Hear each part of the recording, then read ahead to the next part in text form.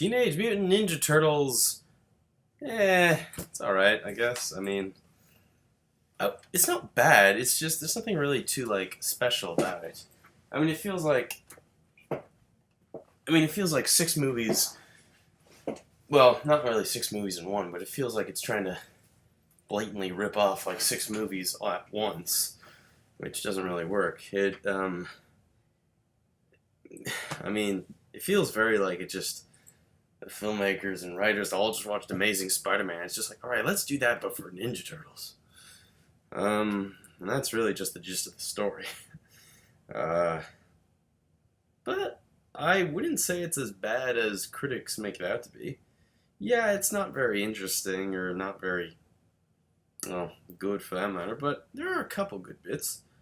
The Turtles themselves, personality-wise, are actually fairly good. The action's really good. Special visual effects are really good. The Turtles themselves, their personalities shine through fairly well. The only one that seems bland is, I think, like Leonardo and a bit of Donatello. Michelangelo and Raphael shine out very well. Michelangelo the most, but I think he has the most personality of all of them.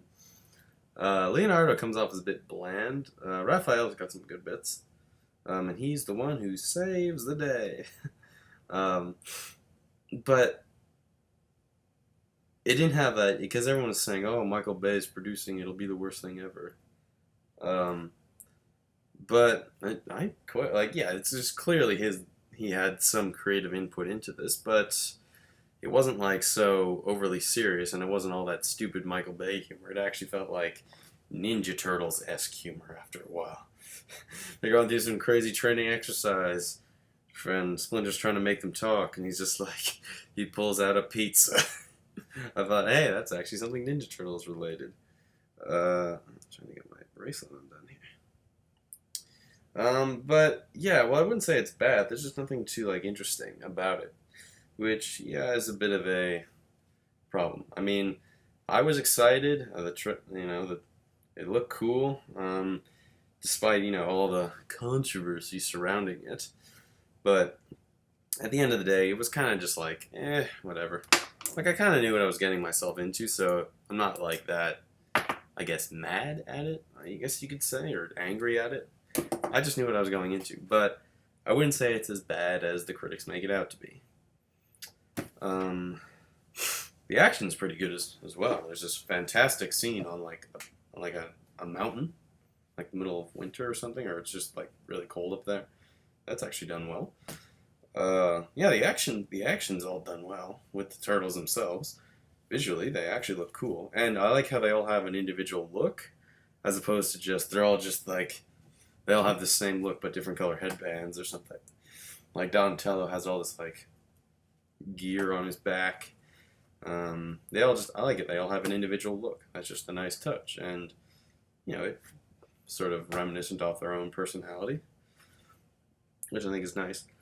But I also like that it is an origin story, but we see the origin sort of like told in flashback.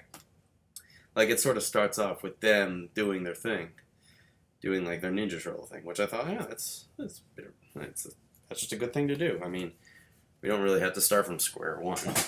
But yeah, I don't really think this will go very far. I mean, there are many ways I think that this could have been fixed. One, a better director. I think his name was Jonathan Liebesman? Hold on, let me just pull this up. Ninja Turtles. Let's see. Here we go. Jonathan Liebesman. He's not a very good director. Not gonna lie. He's South African, I guess. All his films are kind of just Yeah, I think obvious thing is get a better director. This film had like 3 writers on it, so I don't know. I mean, I was excited, but yeah. But I guess, like I was saying, I kind of knew what I was getting into. Shredder's in this, and all the previews, he looked like, from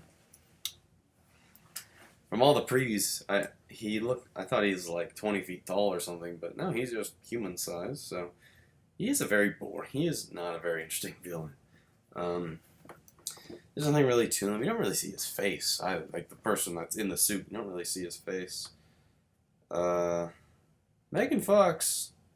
Okay, yeah, she's not terrible, but I mean, she certainly like does quite a bit. So Will Arnett ain't that bad either, but he's just sort of okay. He's the most like he's just doing all this quirky Michael Bay humor esque thing and whatever.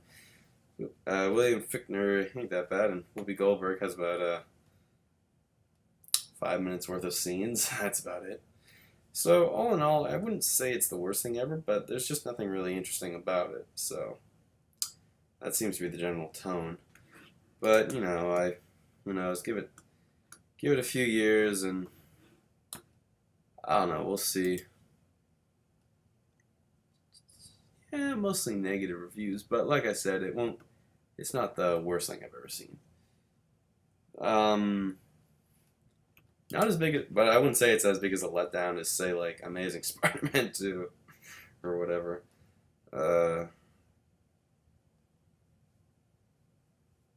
oh yeah, we do get one cowabunga though in the film, so there's that. Sorry, I'm just kind of tired, so.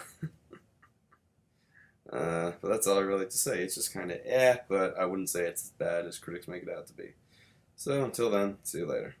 Oh yeah, I give this it gets a 5 out of 10 or 6 out of 10. There were a couple of bits I was kind of laughing. So, but yeah, that's all I have to say. So, see ya.